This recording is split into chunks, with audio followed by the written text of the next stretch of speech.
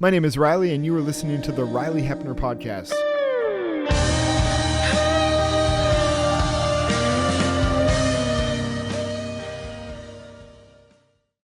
All right. Well, should we dive in? Sure. Okay. This would be number 3 in chatting about the church. That's right? great. Yeah. Part 3 of a 82-part series. Going to be here for the next decade. I mean, there's no... we could talk forever about the church. Yeah. Whether we say anything meaningful or just talk in circles, but... No, it's good. Though talking's maybe half the problem, too. At some point, you got to do. Yes. But hopefully talking leads to figuring out what to do or... Totally. Yeah, so let's do a quick recap if we can. Yeah. Because we've had 2 episodes. So the last one, we were with Austin. Yeah. That was really good. Talking through the kind of different denominations, but specifically the Anglican Church. Yep. So that was cool just to hear different. What would you call it? Structures of church or structures, models. Models. That's a better word. Just kind of trying to understand how the Anglicans do stuff, how they worship, how they disciple, how they. Yeah, and he's so knowledgeable. So that was fun. And then, but the first one we were kind of just talking about essentially the same. You and I came to the same kind of conclusion of like, okay, where are we in the midst of the church starting to change a little bit again, and not outside of the biblical, mandate, but just those models or how church is done or what it looks like, because it seems, I think before the pandemic, there was stuff of like, well, are we just filling seats? Are we just on the stage entertaining? Or like, where is this all going? And then, of course, the pandemic and everything we've learned from that brings us into now where it's like, okay, well, where are we going next? That was kind of the first. What pieces am I missing? Kind of. Yeah, no, I think the first time we just talked about like this. The problem. Kind of almost undefinable tension of like, how can we do even better? Yeah. Excuse me. Yeah. Yeah. No, that's good. I like that statement. How can we do better? Yeah, not that we're doing bad. Mm-hmm. Yeah. How can we get even more of Jesus at the church? How can we better make disciples? How can we do those things even better than we do them? Yeah. Yeah. That's great. Which is, excuse me, always the question for the church, probably. But yeah, it's felt on the surface for me lately, at least. Like, some things aren't working, it feels like. Yeah, totally. No, and I think I felt a little bit of that, and I still working this out now, but even that tension within like youth ministry. Yeah. When I was a youth pastor, it's like, it's still, there's a lot of great things, but there's still something here that we have to kind of shift on. And there's, that's another whole probably episode sometime, which would be good. I think we were talking about trying to get a guest in on that one just to talk about youth ministry in the church or children's ministry and stuff. Yeah. But today you posed some interesting thoughts when you sent me that text message. Yep. I was like, oh, those are good. That's some good thoughts. Why don't you relate to me or sure. what you're thinking for... Yeah. I mean, initially my question that I texted you was kind of what priority should the church have in our life? And the local church, I mean, not... Yeah. I mean, maybe that's a separate question or... what the global church, but the local church that you're part of, I think, instructed to be a part of, as it exists right now, being the services, the programs, the community of redeemed people that you do life with. What's the priority? Like, is that the church as such more important biblically? Should it have priority over our biological family? Is it more important than sports and vacations and those schedules? Or is it, second, third, or fourth, or fifth to all those things? That like, what should my commitment level be to the church? That being said, after I thought about that for a while, I thought that I need to rephrase that. Okay. Because I'm not trying to suggest in the question that church ever should override family. Okay. Or time together on vacations and whatnot. I don't think those things should be necessarily I think you can absolutely make too much of anything, but shouldn't be in competition with each other or conflict with. So maybe the question really should be, I think, is church, is the local church, you being a part of it, is it essential? Okay. Not even necessarily talking about like how does it, well, we will talk about how it relates to those other things, but again, not in a way that it's in conflict with those things, but is it an essential thing? I mean, even bringing family back in, is the church essential to our families? Should it be essential? Okay. I would think like in that it's not in conflict with those things, and in that if you think of other essential things, if you put that label on something like breathing is essential, Right. but we would never say breathing's more important than family. Like they're almost different Oh, I like that. categories to some degree. If it's essential, then it's a part of all of those other things. Right. It's kind of, does that make sense? And I asked that question too, not because I wonder if we've made the church too essential, but because my observation or experience is usually that, excuse me, we've not made it essential enough. Yeah. It's just kind of an option. It's good. It's when I can make it out, it's cool. Yeah. But isn't like an essential part of our lives. Again, I hope I'm phrasing it in a way that I'm not trying to say that it's, in conflict with families or sports or whatever. Right. Like, again, too much of anything can be a bad thing. I don't think though that we're supposed to neglect our family by how much time we give to the church, like those things in competition. But again, if it's essential, then it's a part of us. I don't know. Does that make sense? No, I like that. That's really good. So my initial thoughts, framing it in that direction, is what are some, you mentioned breathing, but like what are some other things then that we would say are essential? Let's say the next level from like, we have to breathe, you have to eat food. Yep. But for example, if we would agree like, okay, exercise is essential. I mean, eating, but like even going to the grocery store. Yeah. That's kind of like an event in a sense where someone from the household has to ensure that either you're growing food on your local land, or like most of us, we're going to the grocery store to get the food, to bring it back, or whatever. That would be essential. The thing I think that you're fleshing out a bit is we would say that it's definitely like essential for these things, and you wouldn't sacrifice one thing for another, but you do have to make time for all of them. Yep. So it's not as black and white sometimes to be like, well, I don't have like, okay, the exercise one is maybe a little bit more of low-hanging fruit because it is something that a lot of us do just kind of cut out. But we would say, I think most people would say, well, especially doctors would say, like, exercise is essential if you want to live long and be relatively healthy, blah, blah, blah. But it is one of those things where I just don't have time. So you just throw that out there. Yep.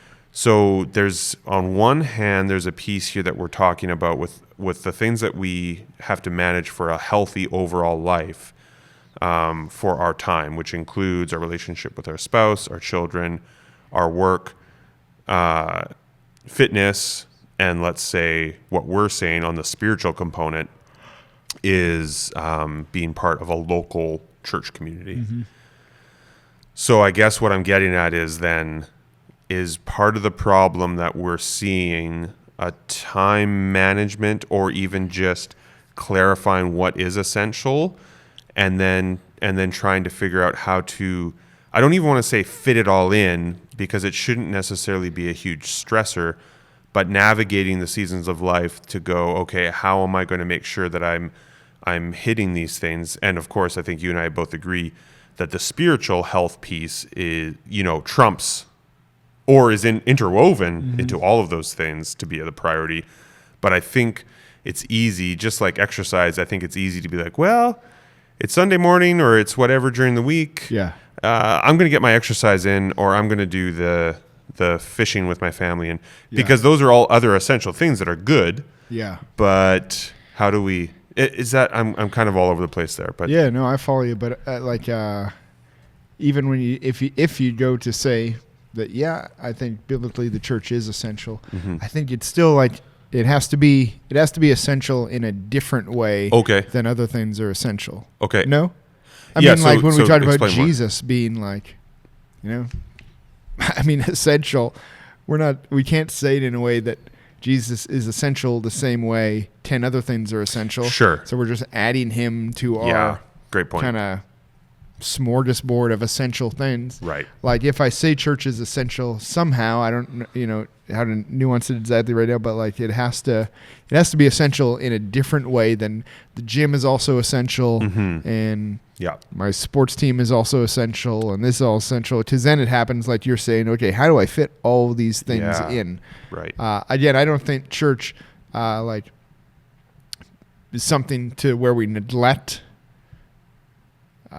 fitness and health and family and whatever. But at the same time, it's like when we talk about spiritual things and say they're essential or like consuming, it's got to be in a different way in that like, yeah, I don't know. Like if I say church is essential in the same way that the gym is essential, I don't know that I've really gotten anywhere. Sure. Because Yep.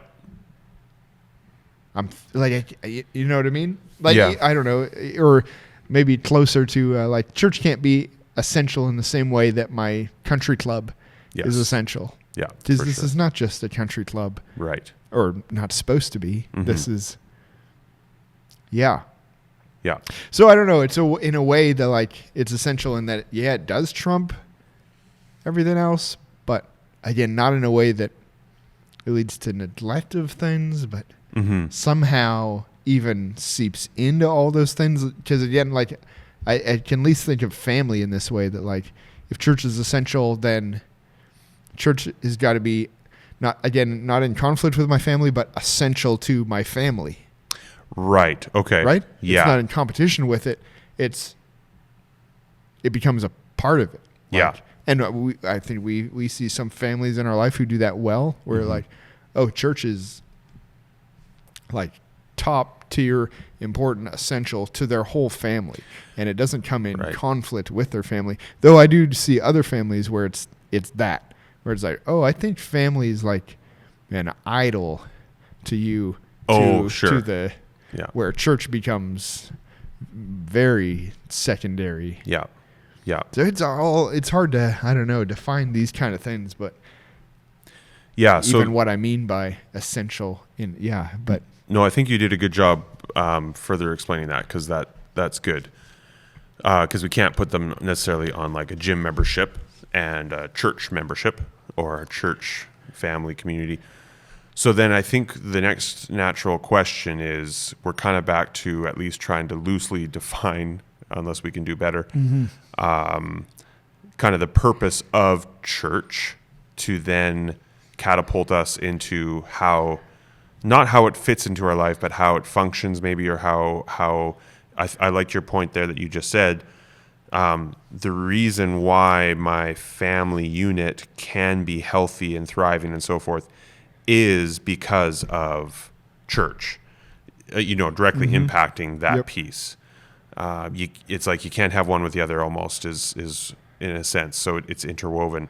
yeah. So I think what you're getting at and what we've as pastors have found tension sometimes, and this, again, we're not pointing fingers anywhere. If anything, we can point fingers at ourselves sometimes as leaders. But if we framed church, as I've already even unpacked at the beginning of this conversation, in a sense of like, this is one more thing in your week. It's one more check. And it's one more, I think you use the word country club kind of idea, like another club or another activity. Then just something else you belong to. Yeah. So if that's the case, then I think we've already set ourselves up for failure, because then it does become one of those things like, oh, it's an added thing in the clutter of my week. I know it's good. I'm not 100% sure why sometimes, but I should go at all those things.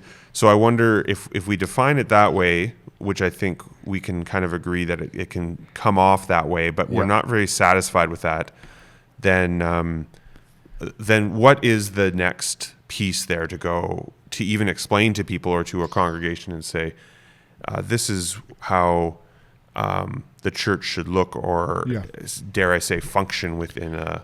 I think one of the differences maybe from a gym or a country club too would be, correct me if I'm wrong, but those things would be one piece of my life. Yeah. Where the church, beyond a service, I mean, belonging to a local church, I think, not so unlike Jesus should be. I mean, that should be my life. Okay. Yeah. So, keep going on that. The gym, whatever, touches one part of my life. Okay. So I can kind of add it in. Yeah. And give it time here and there.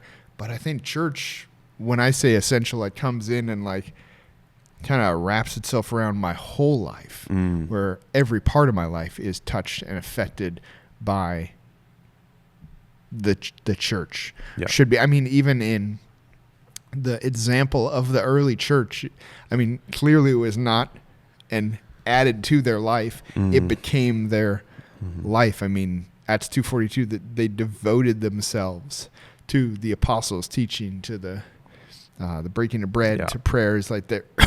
Excuse me. It was like that. All of a sudden, that took over their life. Again, not in a way that everything else is neglected, but it's in a different way than the gym. Like this wasn't one part of their life. This swallowed up their whole life. Yeah. Okay. Again, not so unlike Jesus.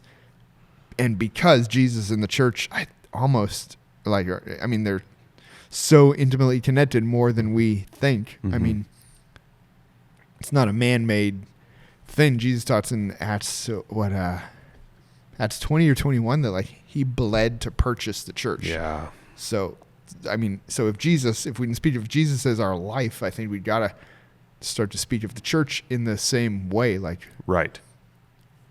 He bled to purchase not individual Christians, but to make this people, this church. So when we're saved, we're saved into the church, and that, in as much Christ is, I think, is now our life. Again, it is a choice to become part of a local church. We're immediately part of the global church. But again, I think that local church, that's an essential to following Jesus in a real all-consuming way. Yeah.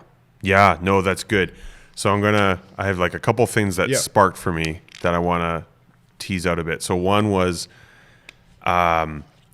this idea of church being part of everything, and how our relationship with Jesus is very similar. So I think one of the tensions we find, let me take one step back.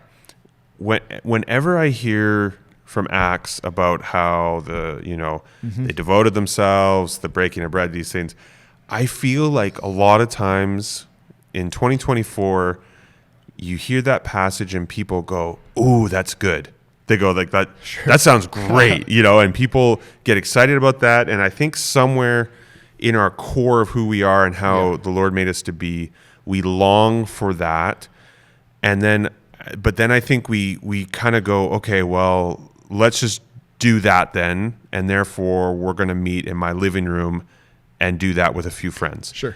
And now there could be something really valuable about that, and we don't need to go into all that right now. House church would be really good conversation for another episode.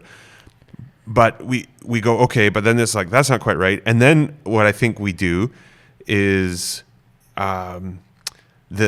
what happens on the other end, which is maybe what we're seeing more now, is I got to pour everything I can into the local church in the sense that I will volunteer at every single event, be a part of every single program, make sure I'm tithing as much as possible. Again, none of those things are bad in and of themselves, but then I wonder if the framework of the model is the problem, where we go, okay, well, my local church is like my local gym that I want to, or club, and I need to pour and pour and pour in.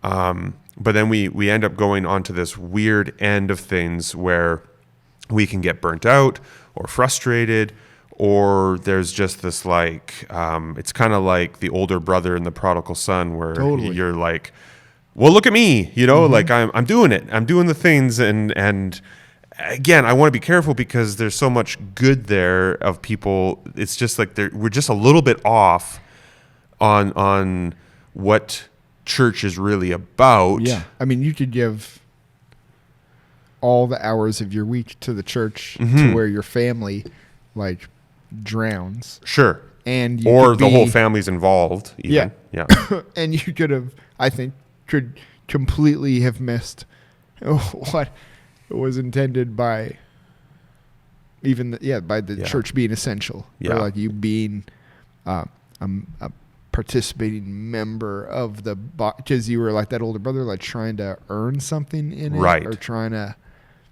Yeah, it's I don't know. It's a very nuanced kind of thing, or like tricky to really define. Like, it can go. You can try and do this, and you completely miss it. Yeah.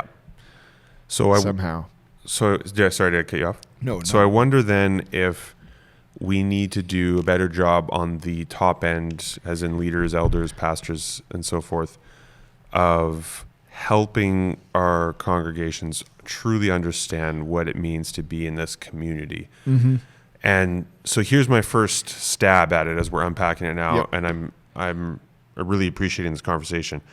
I think for me, what I've been learning in 2024 since January is how good it is to have community, like we were saying from Acts, the breaking of the bread, the gathering, and prayer, and how good that is, so there's the vertical and the horizontal, because then the other part of that, of course, is church is there for my relationship with Jesus. Yeah. So I'm hungry for church, for one, deep, true community, which we should probably unpack a bit more, but then also to be with Jesus, to learn more about him, to worship him, and to draw closer to him. Yeah. If those are the two kind of driving pieces, then what separates that community, maybe is the first question, from any other community there is? Because it has to be different. Otherwise, it's really not a biblical Holy Spirit, driving church community. Then, as we've already been alluding to, the gym group that you work out with, or a sports team, or whatever else, the club that you're a part of with other people, because you still can gain a lot of community and value from those things. But what separates that spiritual community? And so that's kind of my next. What do you have thoughts around that, or should I? Yeah, I know. I agree with you that it should be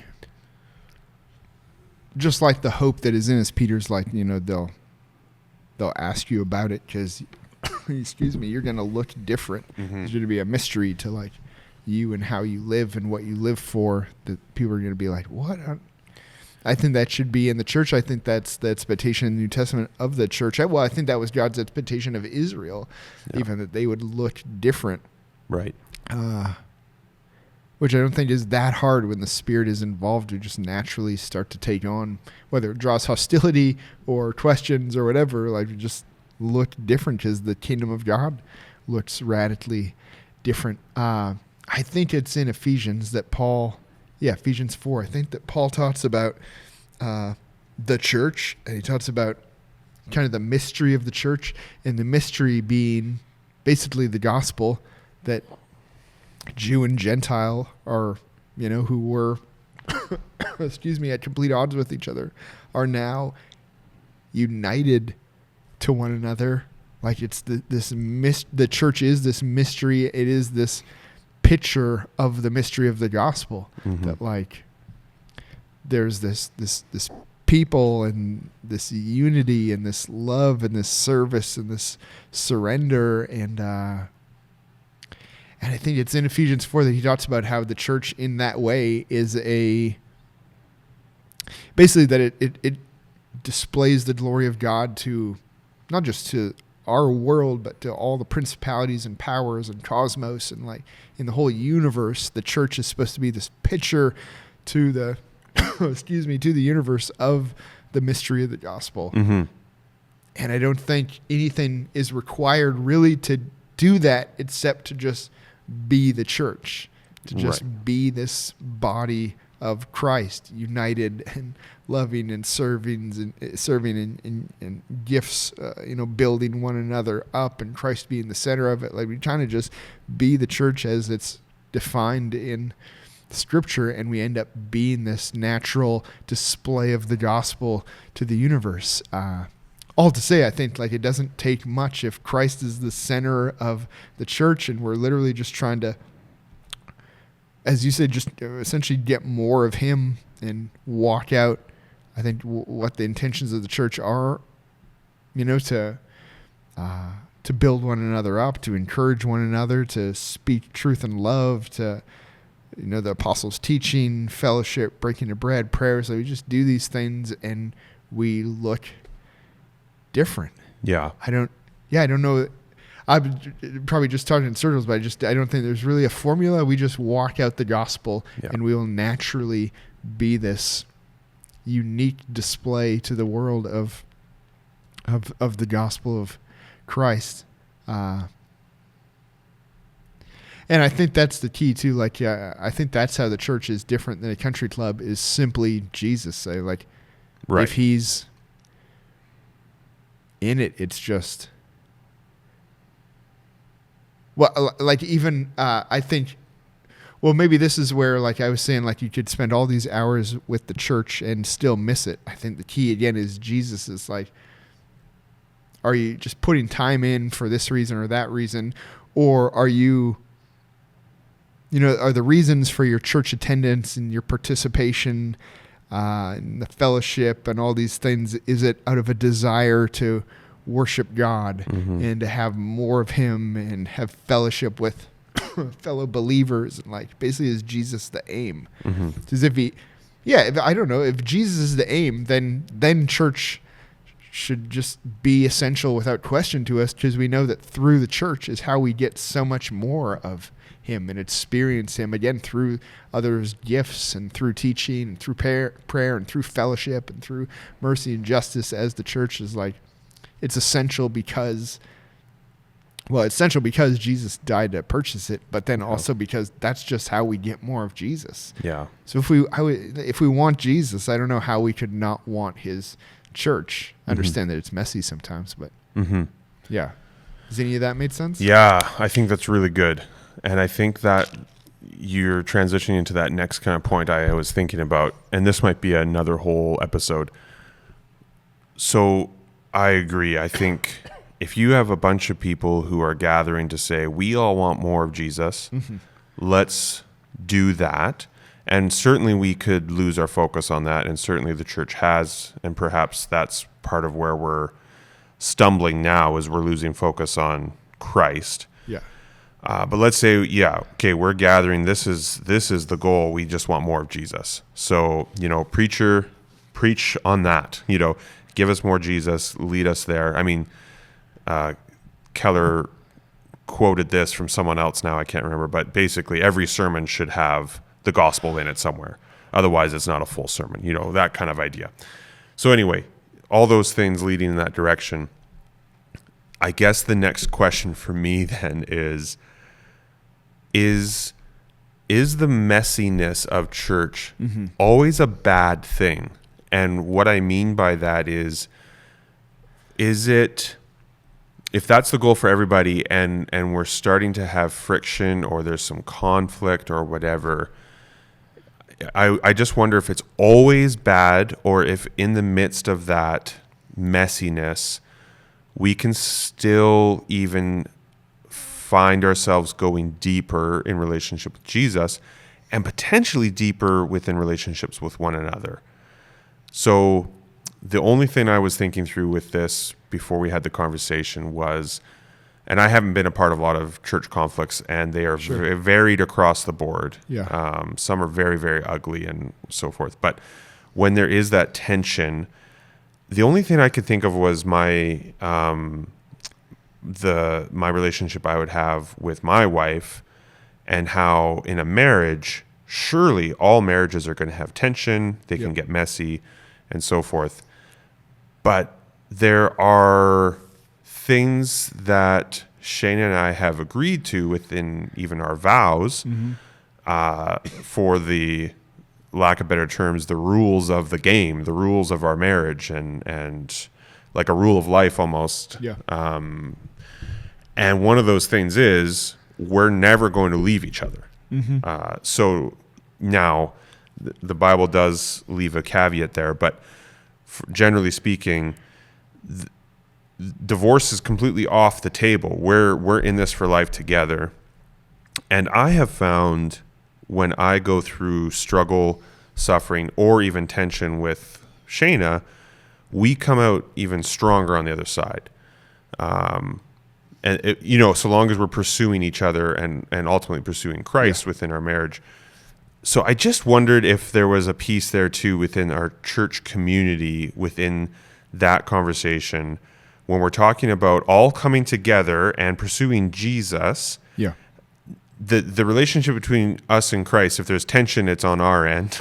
But the tension with one another definitely can get messy. Is there possibility within that framework, within the church community, that we don't always have to see tension as like, oh, this is completely like the devil's here, Satan is working, and it's all bad and all, is there opportunity there to be like, okay, we are going to pursue the good of the brother and the sister and fight together through it with the rules, like I said, that we're in this together.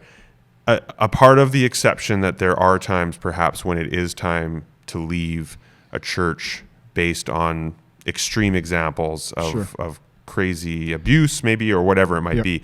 But to go, okay, no, I'm in on this, even if I am really frustrated with A, B, and C, or I don't like whatever.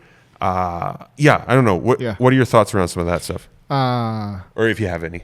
Yeah, well, first let me start here to get there, to answer our first question. And maybe I think we're agreed, because I think I more or less asked it rhetorically. Like, is the church essential, like, biblically? Right. So I just read a few verses that I think are good, kind of answer the question pretty clearly without even opening them up. Like, the language of the scriptures that I think church is essential. Yeah. Even the metaphors the Bible uses for church. I mean, the body of Christ, the bride of Christ, the people of God, his treasured possession. Like, these things make church sound pretty essential. Though you could say maybe that's the global church. But then listen to some of these. I mean, let us consider how to stir one another up to love and good works, not neglecting to meet together. So that's making that gathering, I think, pretty essential. Not neglecting to meet together, as is the habit of some, but encourage one another all the more as you see the day drawing near. Ephesians 4:15, speaking the truth in love, we are to grow up in every way into him who is the head, into Christ, from whom the whole body, joined and held together with every joint with which it is equipped, when each part is working properly, it makes the body grow so that it builds itself up in love. Again, just without unpacking it, just language, I think that sounds essential. Again, the picture of the early church, which isn't necessarily like this is how you must do it, but I think is a picture of, well, I don't know, what we should be aiming for. They devoted themselves. That's essential language. They devoted themselves to the apostles' teaching, fellowship, breaking of bread, and prayers. I mean, you can't devote yourself to too many things. So the church is what they're devoting themselves to. I don't know. It could go on and on. I mean, when we become a Christian, we become a member of the body of Christ. For the body to function properly, all the parts have to be working and participating. I think answer back, but I think the Bible's pretty clear on, church is essential. Again, we have to define exactly what that means, but like, this is not a man-made thing, and it's not a option as a believer. Like, I could be a Christian and not be a part of church. I could Christian and be a little bit of a part of the church. But I think just like discipleship is like Jesus gave people one way to follow him. Like, anyone wants to come after me, deny himself, take up his cross and follow. There's not a spectrum. And I think that's how the church is for the believer too. Like, it's not an option. It's all in. It's essential. So now with if we believe that, Mm-hmm. then I think, yeah, where does church hurt come in? I mean, if the church is essential, in this way we're devoted to her, then it's got to be hard to walk away. Mm-hmm. I mean, even think about other things in your life, as I'm sure you probably already have, but even thinking about the gym again, just how strange it is sometimes how easily we leave the local church to go find another one. It's like, I think I heard someone commenting or saying something like this the other weekend. I was like, oh, that's very true. Like, say you were at the gym and somebody offended you, said something. I feel like the majority of people would not be like, oh, the gym is, the gym is infected and terrible, and I don't want to be a part of it anymore. Right. I'm out of here, and you no longer belong to a gym. Or even, most people, I don't think you're even going to find another gym. You're just like, oh, the gym includes some messiness. Like, there's people involved in it. Sure. That, let alone when you get closer to what the church is and like your family. Yeah. It's like, again, in extreme cases, but for the most part, nobody's entering into some kind of conflict and then being like, I'm out. Yeah. And just leaving, I don't know, that nuclear family. I think the church is too easy for us to leave a lot of times. Mm-hmm. Whether it's jumping into another church or just leaving her altogether. Mm-hmm. And I think that says a lot about how essential we find the church to be. So, I mean, my kind of question too, which I think was your question, is like, how essential should the church be when we are hurt or offended or feel like we've been wronged? Like, how quick should we be to quit or leave when those things happen? And I think it should be pretty dang hard because it's essential. It's my family. It's the body of Christ. It's I think if it's easy to leave, we're not even easy to leave, but I don't know if us being right or us always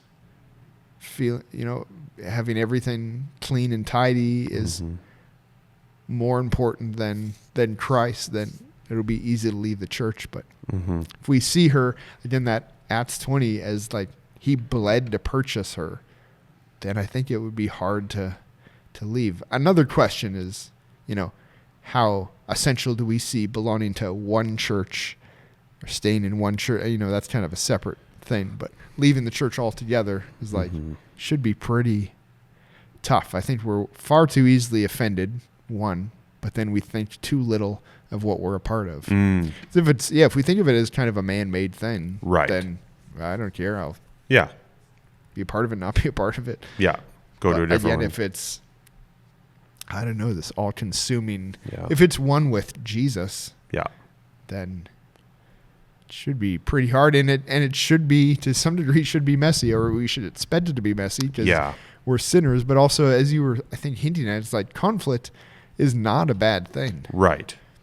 I mean, how would you grow in any part of your life if there was never resistance? Totally. Conflict. There is good conflict management, which the Bible gives us a lot of prescriptions for. Yep.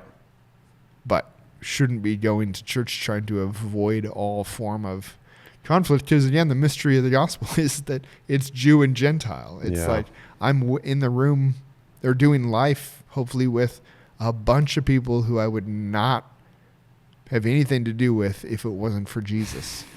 Yeah, for so sure. You should expect there's going to be messiness. Yeah. I don't know. Yeah, so then I wonder if we have set church up, if we should be setting church up more seriously, whether you want to define it as membership or not, because I know that can be a hot topic kind of thing, but where it's like, okay, when I stood up in front of all my family and friends with Shane, I made those vows, I took it very, very seriously. And so at the same time, it's like, okay, if I'm becoming a member, or if you're not doing the church membership thing, then fine, I'm gonna say that this is my church home and family. Then I wonder if the level of seriousness should be similar, where it's like, through sickness and health and through thick and thin. Yeah. When people upset me, when I was literally physically sick and no one came from the church family to see me, and that hurt my feelings, which is all valid.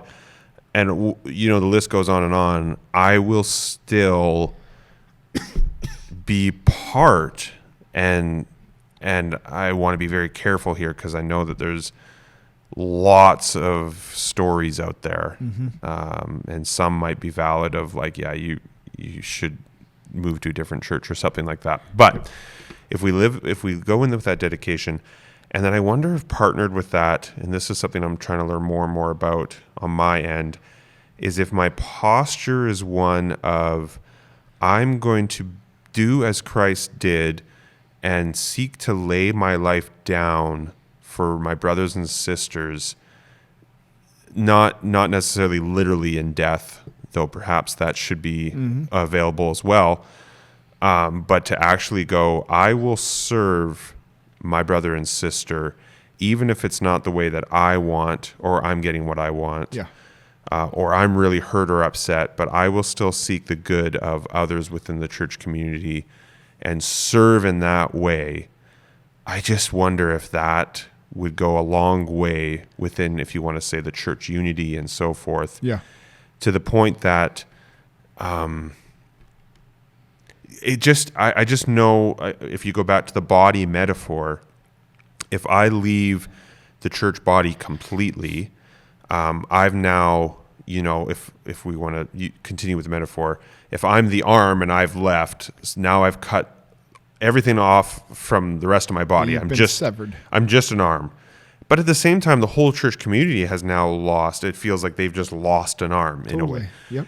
And I just wonder if we need to continue to think through and talk through the severity of that, and just how much, not even just, and this is important too, but not just the hurt feelings of those tensions and how messy it can get, but even just the loss of like, oh man, like this family or that family or these individuals have left, and we miss them and we want them back, because we've now just lost part of our body. Yeah. And if anyone out there has ever lost even a pinky, like from their hand, you notice it.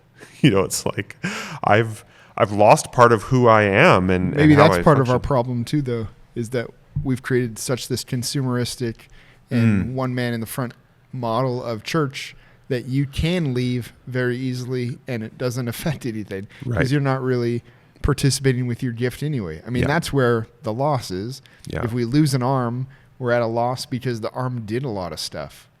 Right. Yeah. But if you're a member of the body, but you don't actually, there's nowhere for you to use your gifts to build up Yeah. the body, then it's easy for the church to lose you and nothing's really lost. And it's easy for you to leave and not feel like you really lost that much because you weren't participating really anyway, right? Like it should be set up where like we need you and you need us, in that we need you in the gifts you bring, and you need the body in all the gifts that it brings to you. Yeah. But I think what you hit on too, which is essential, is like in that consumeristic model, we've created this real self-centered view of church where it's Right. like about what you get rather than what you give, Right. which again makes it easy to leave. Like a marriage is harder to leave, should be very hard to leave when you think about it, as Christ talked about, like from a husband's standpoint, like you just constantly laying your life down for the church. I mean, that's a very humble, like, if you're just laying yourself down all the time, that's a hard posture to like get too selfish or self-centered about. Like, it's humility. It's Totally. service. You're not in that moment worrying about what you didn't get, because you're in it for a different reason. You're in it to give. Yeah, I don't know. Yeah. So then I wonder if we've done a disservice overall to. So like I think I want to be careful, but I think it was Matt Chandler, and this was in his older sermons, I think that you had mentioned, a lot of them have now been just taken down, not because they were bad, but just years and years ago. But I believe it was him who made a comment basically like, yeah, come on in, everybody. Welcome to our church. If you've been coming for 6 months or more, you should be serving by now, or, plugged in somewhere. Otherwise, basically in the Matt Chandler way, he was like, take a hike, go somewhere else. And I think his point was for the benefit of you and also for the benefit of everybody else. Yeah. So I think the thing that we are hitting up against, though, with that is how do we be careful then of it not just becoming, okay, I'm supposed to serve, so now I'm back to that checking the box and maybe overdoing it, or I'm going to do everything, or, that nuance. Is there... I don't know. That's a good question, but I think to some degree, that stuff is just heart stuff that a lot of it is out of your control. Sure. It's like, I don't know, however someone's serving in the body, I can help, I'm sure, but I can't necessarily control if they're going to do it, out of a kind of a legalistic position or out of love. Mm-hmm. I can just, even in the same way that I preach a sermon, and I can't really, I can't control ultimately how they're going to receive it. Mm-hmm. Yeah. I think there's a lot of the work of the Spirit in these things, but again, we can help people move in the right direction. Mm-hmm. Yeah. Yeah, but too, understanding too that even serving in the church and using your gifts is not just Sunday mornings. Totally. Because the church is bigger than that. Yep. I don't know if you want to pray with someone during the week, or someone's having a baby and you're making meals. Yep. Like there's just a million ways For we sure. serve with our gifts in the body that are not Sunday mornings, because if we don't even have enough to do on Sunday mornings for everyone to do something, of course, let alone do something that actually uses their spiritual gifts. Mm-hmm. And if everyone was doing something on Sunday mornings, I don't know, it'd be here all day. It'd be an interesting model how that would work. But I don't know. But you have to see churches like, I'm belonging to this community. Mm-hmm. How am I using my gifts in the community, even if they're in unseen ways for the most part? Yeah. No, that's good. So then I guess as we probably getting close to concluding almost, but is one of the questions then for the church going forward calling people up to a, dare I say, a higher commitment of we're in this together kind of thing, like vows, wedding vows kind of thing? Is that a direction that we need to take more seriously of what that looks like, what this model actually is, and so forth? And then, like you said, you can't control people's hearts in terms of why they serve and stuff, but continue to lead people in that direction. Yeah. But can you, with a culture of a church and kind of pushing in that way to go, it's for your benefit that you're like basically all in here, because you're also all in with your relationship with Jesus. Yeah. And this, what we do on a Sunday, but also throughout the week and everything, it impacts your life on how you breathe, how you go to the gym, how you you function within your household, family, how you do your job. And instead of, like we said, it's not just another thing in the list, but your relationship with Jesus, as with, I think, relationship with church, the bride, impacts the full gamut. Yeah. So I guess basically the question though is, how can we help people or bring people to that point of understanding, okay, I'm part of this church, which means I'm all in kind of idea. Do you have any thoughts around that, or around exactly what? Well, essentially it kind of comes to like this church membership piece, whether it's formal or informal. Is there a model that we're missing, or whatever, whether that's teaching from the pulpit or even just literally going, hey, I don't know if it's necessarily like sign on the dotted line, but it's like, this is how we as the leaders of this church view church. Yeah. And it's going to get messy. And we want for you to really push into that. I don't know, have you experienced that within your pastoral work already? Are you already kind of implementing that? Is that I mean, we just finished our like 6 weeks of teaching through like what is the church, what is the purpose of the church, what is the governance of the church, all these kind of things. Because I do think one big piece of it is like I don't think people will understand what exactly is at the heart of tithing if I don't teach at some point on that, even though that's not the end all be all. So I think there is a need for a lot of teaching in the church of like what you're even a part of, and and even being able to identify for and with people like in the culture, like what are some kind of toxic ways that we've done church in the past, or what is a consumeristic model of church, and like why isn't that good, and like trying to I do think the teaching piece is a big one. I think this may seem weird, but I do think that church membership, I think church membership in terms of a formal membership, which we do here, but I think in a perfect world it wouldn't even have to do that. Like I think the formal piece of church membership is just a tool I'm using to help, because I don't think, like, I think there's evidence in the New Testament of some kind of membership, but we're not told exactly what that looked like. So we're left to kind of figure it out on our own, not so unlike some elements of church governance or even worship in the church. It's like we're figuring it out.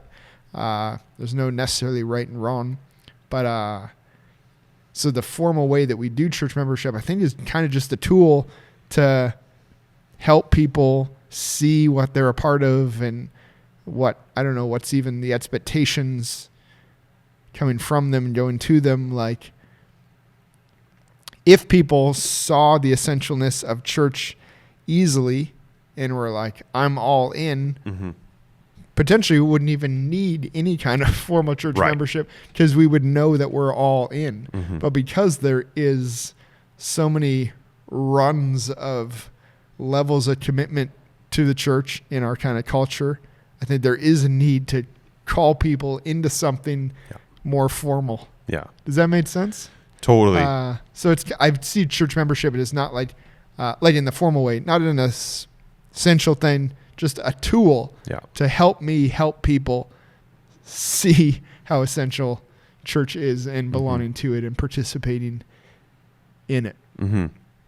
Well, because I think what you're alluding to then is what we, not only are we just trying to help those individuals, but I think it's even just nice for us to know, if you're a pastor or a leader in a church or whatever, and you see people on Sundays, and that's all you ever see of them, there's kind of this level of like, hey, we just want to know where you're at.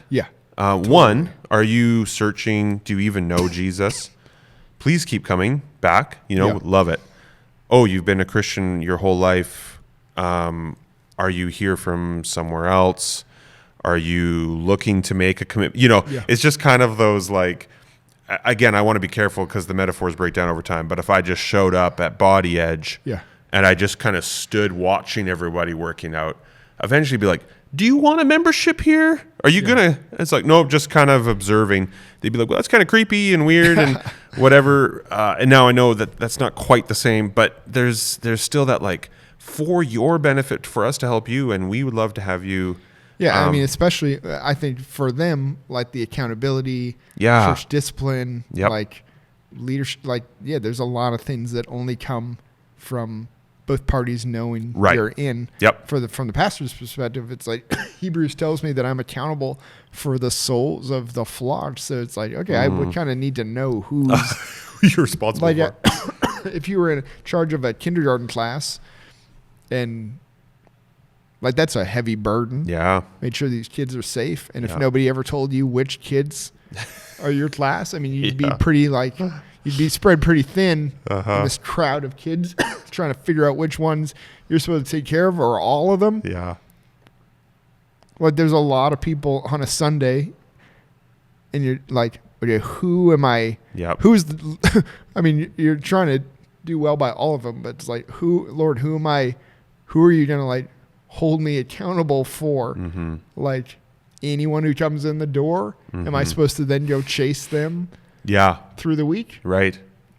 Or am I supposed to put my focus on the people I know who are like, hey, We're we want to in- be Yeah. sheep in this flock, Yep. so you're our shepherd. And I'm like, Discipleship. okay, Yeah. let's do this. Yeah. Right? That's just, it Totally. just made sense. Yeah. And I Like- think, oh, sorry. Oh, no, the metaphor, I don't know, you keep going with it. Anything, even just like sheep, it's like, how do you say you have a whole crowd of sheep and they're not all yours? There's too many for you even to keep an eye on. It's like, Yep. you got to know which ones, I don't know, are yours. Which ones are you supposed to protect? Yep. Even though you're trying to protect them all, but like, yeah.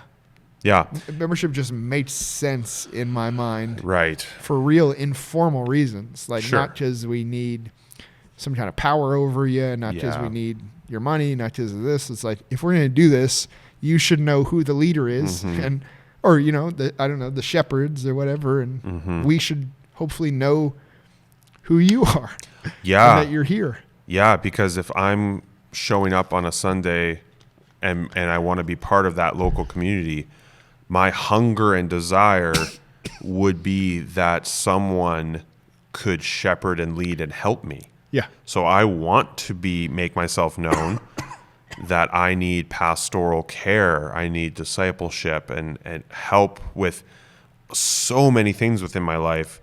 So, you know, it's kind of like, here I am, pastor, I need help too, and whatever. And that's where I think even as churches get bigger, the delegation of different elders and leaders and stuff is so essential, of going, yeah, we don't expect the pastor to get to all 300 people or 200 people, even 100 people is a lot. But to go, yeah, my desire is to know Jesus more. Therefore, my desire is to have healthy, proper, hopefully, pastors and leaders and elders who are going to be there for me. Therefore, I need to be known. Yeah. It would be madness for me not to, to like hide away. Or granted, and this is just part of it again, granted, that gets a little messy, it gets personal, and it gets all those kind of things, but it's so good for me that we should all want it. Yep. But it's hard, I think, as time goes on, it seems to be hard. It's probably always been, certainly it has been in the scriptures, but to submit to leaders, to be accountable and all those things, it's not always fun, and it takes practice perhaps. And Yeah, and again, it comes back to like how you see it, essential or not. Because like, if you don't see the church as an essential thing that's leading you deeper into knowing Christ, it's like, why would you want accountability from the church, or why, these harder pieces? Yeah. Because you see it as this essential thing that, is leading you into deeper fellowship with Christians and with their Savior, then like, you're going to want those kind of things, and they only happen by being able to identify who's in the group and who's not. Again, I think if I knew that everyone was in, that wouldn't just hypothetical, that should never happen, but then we wouldn't need church membership. Sure. Yep. To some degree. I mean, we'd still have things where, let's, I don't know what you believe and know what we believe. I don't know, different things, but maybe less formality, but we just don't have that, have no idea where anyone is when they come through the door. Yeah. So let's have a table over here that like, hey, if you're all in, go sign here. Yeah. I mean, walk through these hoops and even just, and I know some churches do this, but even, there's the welcome cards, which is general information, but maybe even more of one of going like, tell us a bit more of your journey. Where are you at? What are you, how can you serve? All those things. I really have enjoyed this conversation. Did you have more thoughts that we didn't hit on that we should? Lots more. We can wrap up now. But like I was thinking about like, okay, what is, I think there's a growing trend in the church toward taking breaks from church. Yeah. Like, what does that look like in light of the church being essential? I mean, is that a biblical or warranted thing? Good point. What about how essential is it to belong to one church versus a bunch of churches, or to keep hopping churches? Is it healthy, biblical, or not? What, like, or I was thinking about this too. Even if church is essential, how much do you think parents are responsible for being an example of that to their kids? Like, if you want your kids to, maybe it's kind of rhetorical too, but I mean, if your desire is for your kids to love the church and serve the church, it's easy to say the church is essential, but are you portraying to them through your life that church is essential? Because I think that's a good one for a lot of families. Like, what are you demonstrating to your kids? Even if you say church is important, but then it's so easily replaced by other things week to week. It's like, your kids aren't going to grow up and be like, I better be a part of a, like, I think there's a lot of weight in the example of parents. It's not everything, but to grow up with a clear, like, oh, my parents were really clear on how important essential they thought the church was to their relationship with Christ. Yeah. So I don't know. Yeah, what are we saying also, kind of, versus what are we actually portraying to people? Yeah. I don't know, it could go forever, but that, I think we said a fair bit in, I think it's been an hour, maybe. Yeah, I think we're coming up on an hour.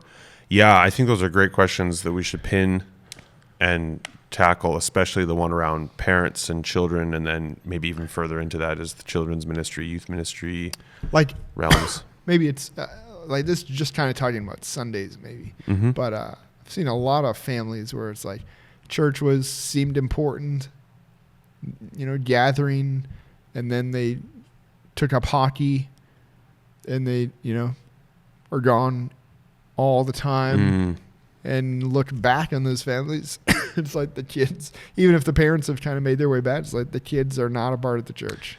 Right. Because you showed to them that, like, it's important, but not that important. Right. It goes back to another thing within your week that you could even say is essential, but then it's not, as you framed it well, the essential piece that makes up everything, that is so separate from just the things that we do in the week. Yeah. And maybe there would be a way, maybe families, some do it well, where, we're going to play hockey, and I can still do it in a way that communicates to you how essential church is to our life. Yeah. It's a good one. Well, thanks for the chat, though. It's great. And diving into this one. Yeah, it's really good. Hopefully we're making a difference somewhere. But it's good to talk through it, especially as... Yeah, that's the most helpful thing for me, I think, just to think about it and talk about it. Totally. Just like I write stuff, because writing for me is kind of thinking. Yep. Talking is kind of the same way. Yep. Even if it's not helpful, because we're just kind of going in circles because we're thinking through it. Well, and people, if you're listening, you're kind of like almost... that's what podcasts often are, I think. Unless people are really prepared, you're just kind of like... in time, like live watching a person think about a subject, which can be helpful or not helpful, or boring or whatever. I think the follow-up then is for anyone who's listened to this whole episode, good job, and come talk further with us now. Yeah. If, like, we'd love to talk further over coffee or lunch or something with you on this whole subject, and really keep digging, because there's just two of us here. We do even better with a few others. So. Yeah. Just kind of getting conversations going. Hopefully. Yeah, love it. Sweet. Brick.